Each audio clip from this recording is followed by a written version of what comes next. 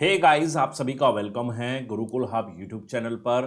और आज की इस वीडियो में हम बात करने वाले हैं आरआरसी ग्रुप डी 2021 को लेकर। जो सबसे बड़ी समस्या है वो है जनरल साइंस का जो पोर्शन रहता है, स्टैटिक जीके का पोर्शन जो रहता है, उसको कैसे प्रिपेयर किया जाए। तो आज इसी टॉपिक पर बात करेंगे और बिल्कुल आपको समझाऊंगा कि आप किस तरह से पढ़ें ताकि ये पोर्शन आपका अच्छा सा स्ट्रांग हो जाए। तो वीडियो को टिल एंड तक देखें, सारी बातों को क्लियरली समझ कर चलें। वीडियो पसंद आती है वीडियो को लाइक करें, शेयर करें दोस्तों के साथ, और चैनल को सब्सक्राइब नहीं किया है तो चैनल को सब्सक्राइब भी जरूर से करके चलें। देखिए, आरआरसी ग्रुप डी का एग्जाम में जो सबसे बड़ा विषय है वो स्टैटिक जीके और साइंस का ही है, क्योंकि 100 क्वेश्चन में से जो इस पार्ट की जो वेटेज है वो 50 या 50 से भी ज़्यादा तक भी हो जाते हैं। कुछ पेपर जो प्रीवियस पेपर्स हुए 2018 में, वहाँ ये भी देखा गया कि 100 में से 55-60 तक क्वेश्चन स्टैटिक जीके और जनरल साइंस से पूछे गए, यानी कि केवल 40 क्वेश्चन मैथ और रीजनिंग से पूछे गए। तो जब इतनी ज्यादा वेटेज है तो आप बिना स्टैटिक जीके तैयार किए या बिना जनरल साइंस तैयार किए एग्जाम को पास तो नहीं कर सकते। ये बात तो क्लियर है ना। तो अब इस पोर्शन को कैसे तैयार किया जाए, ये सबसे बड़ा विषय है। उसके लिए हमें क्या स्ट्रैटेजी अपनानी पड़ेगी, किन बुक्स को फॉलो करना पड़ेगा, या किस किताब से पढ़ें, है ना, किस नोट से पढ़ें या फिर किस क्लास से पढ़ें। तो देखिए, क्लास की अगर मैं बात करूं तो क्लास तो मेरी तरफ से आपके लिए जारी कर दी गई है। सुबह 9 बजे डेली सेशन में लेकर आ रहा हूं आप लोगों के लिए स्टैटिक जीके का। जनरल साइंस भी बहुत जल्दी मैं आपको लेकर आऊंगा आपके लिए, ठीक है। तो आपको पूरी तरह से फोकस रहना है उस क्लास पर 9 बजे। वहीं पर मैं आपको पीडीएफ भी प्रोवाइड करा रहा हूं, ठीक है। बट केवल एक क्लास भर से आपको संतुष्टि नहीं मिलेगी कि केवल एक क्लास कर ली तो उससे हमें सेटिस्फैक्शन नहीं मिलता। हमें कुछ और भी पढ़ना है, कुछ और करना है। तो उसके लिए क्या करना है, तो देखिए, सबसे बड़ी समस्या क्या होती है ये स्टैटिक जीके में और साइंस में। एक तो हम वो चीजें नहीं समझ पाते कि एग्जाम ओरिएंटेड क्या है। सबसे बड़ा सवाल तो यही बनता है कि एग्जाम ओरिएंटेड क्या है, क्योंकि अगर किताबों को उठा के देख ले तो मोटी मोटी किताबें हैं जीके की भी और साइंस की भी, है ना। और उन्हीं किताबों से ही आपका एसएससी के एग्जाम में पूछा जाना है, उन्हीं किताबों से आपका यूपीपीसीएस यूपीएससी लेवल तक पूछा जाता है सवाल। तो अब ग्रुप डी के हिसाब से, ग्रुप डी के एग्जाम ओरिएंटेड उसमें क्या है ये हम कैसे पता कर लें, है ना। तो उसके लिए सबसे बड़ा तरीका यही है, सबसे सही तरीका यही है कि आप सबसे पहले तो कुछ प्रीवियस सेट देखो। 5, 10, 20 प्रीवियस सेट देखो। वो जैसे कि मैंने अपने लास्ट सेशन में भी बताया था कि प्रीवियस सेट जरूर से लगाएं। तो प्रीवियस सेट लगाने से आपको पता चल जाएगा, अंदाजा लग जाएगा कि किस तरह के सवाल ग्रुप डी में पूछे जाते हैं, है ना। आरआरबी जो ग्रुप डी एग्जाम के लिए सवालों को जो पूछने का जो तरीका है वो किस तरह के सवालों को पूछा जाता है। तो वहां से जब हमें ये रफली आइडिया मिल गया कि इस तरह के सवाल पूछे जाते हैं, तो हमें उसी तरह के सवालों को अपने तरफ से तैयार करना है ना। तो ये आपको पता चल गया कि आपको कैसे पता चलेगा कि एग्जाम ओरिएंटेड गया है ना। इसी तरीके से चीजें चलती है। देखो, ऐसा कहीं कोई पक्का किसी को क्लियर नहीं है कि भाई 60 कौन सा क्वेश्चन जो है वो आपकी शिफ्ट में कौन से वाले पूछे जाएंगे, या 50 सवाल कौन से पूछे जाएंगे, वो किसी को नहीं पता, है ना। टोटल 100 क्वेश्चन कौन से पूछे जाएंगे वो किसी को नहीं पता।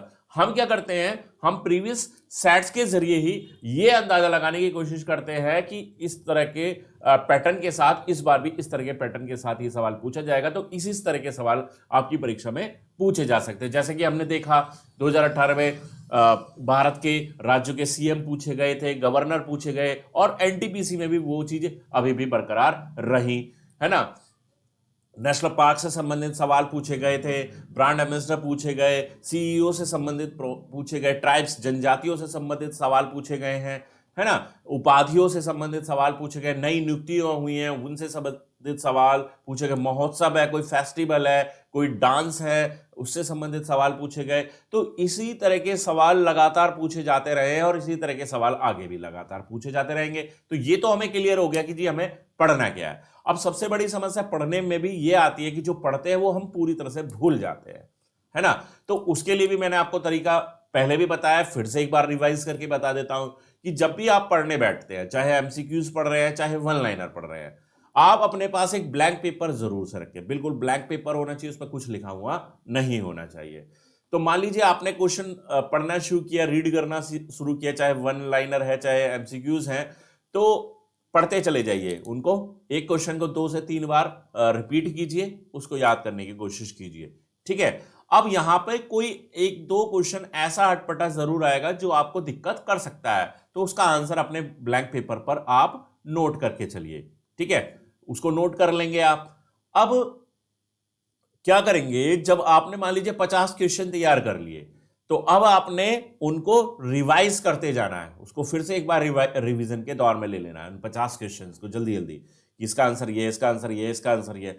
अब कुछ सवाल ऐसे भी होंगे जो आपको अटकाएंगे, तो उस पेपर पे ढूंढने की कोशिश कीजिए कि क्या वो वही क्वेश्चन था जो अभी आपने उसका आंसर नोट किया था, या डिफर है। अगर डिफर है तो उसका आंसर फिर से नोट कीजिए, है ना।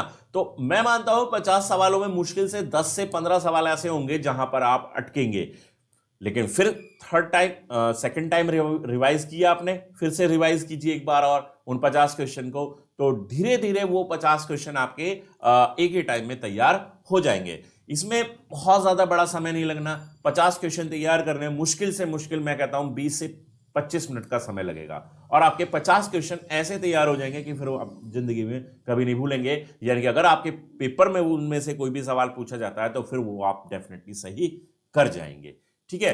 इसी तरह से अलग अलग टाइम स्लॉट्स में तैयार कीजिए। एक साथ ये नहीं कि 5000 क्वेश्चन लेकर बैठ गए एक साथ में, आज मुझे ये एक बार में तैयार करना है, तो वो तो देखो नहीं होने वाला है, क्योंकि आपका जो माइंड है वो स्थिर नहीं रह पाता बहुत लंबे समय तक। आप मुश्किल से आधा घंटा एक साथ अपने कंसंट्रेशन के साथ अपना उस काम को बखूबी निभा पाएंगे। आप आधा घंटा कीजिए, ठीक है, उसके बाद आप ब्रेक ले लीजिए, फिर आधा घंटा कीजिए, फिर ब्रेक ले लीजिए, फिर आधा घंटा कीजिए।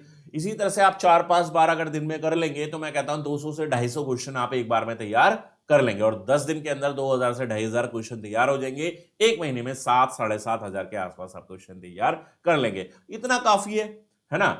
ग्रुप डी जैसे एग्जाम को पास करने के लिए अगर आपने इतनी मेहनत कर ली, इतना पढ़ लिया, तो डेफिनेटली वहां से सवाल पूछा जाएगा। तो वही है कि 2 चीजें मैंने यहां पर बताई। एक तो हमें यह पता होना चाहिए कि स्टैटिक जीके या साइंस में क्या एग्जाम ओरिएंटेड है, क्लियर, तो वो आप जरूर से पढ़ें एग्जाम ओरिएंटेड, वो पता चलेगा आपको प्रीवियस ईयर क्वेश्चन से। और दूसरा कि याद करने का जो तरीका है वो ऐसा सटीक तरीका होना चाहिए ताकि आप जिंदगी में कभी भी उसको ना भूलें, क्योंकि आपने पढ़ाई कर ली, सब कुछ पढ़ लिया, सारी किताबें पढ़कर डाल दी, लेकिन एग्जाम में जब एग्जाम देने गए जब याद ही आपको नहीं रहा, तो सब पढ़ाई करी हुई बेकार ही तो है। क्योंकि आपका जो आपने इनपुट दिया उसका आउटपुट देने का समय तो जब आएगा ना जब आप एग्जामिनेशन हॉल में एग्जाम दे रहे होंगे, और जब आउटपुट ही नहीं निकलेगा तो उसका रिजल्ट तो बेकार आएगा ही आएगा ना।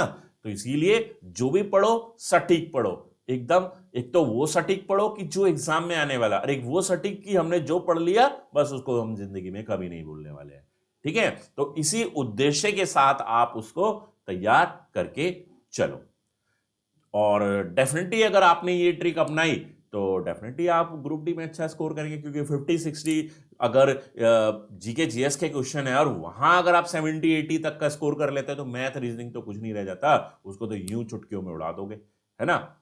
तो चलिए आज की इस वीडियो में आपको यही जानकारी देनी थी, यही आपको स्ट्रैटेजी बतानी थी ग्रुप डी एग्जाम को लेकर। एग्जाम डेट को लेकर अभी थोड़ा सा संशय बना हुआ है, बट उम्मीद यही है कि मई फर्स्ट वीक से आई होप कि एग्जाम स्टार्ट कर दिया जाए। तो बिल्कुल जुड़े रहिए, अभी थोड़ा सा समय है आपके पास, उस समय को बखूबी निभाइए, उसमें बेहतर तरीके से पढ़ाई करके अपने आप को साबित करने का आपके पास मौका है, ठीक है। वीडियो पसंद आ गई हो वीडियो को लाइक कर दीजिए, शेयर कर दीजिए दोस्तों के साथ, और चैनल को सब्सक्राइब नहीं किया है तो चैनल को सब्सक्राइब कर दीजिए। मिलते हैं नेक्स्ट वीडियो में, तब तक के लिए बाय, थैंक यू।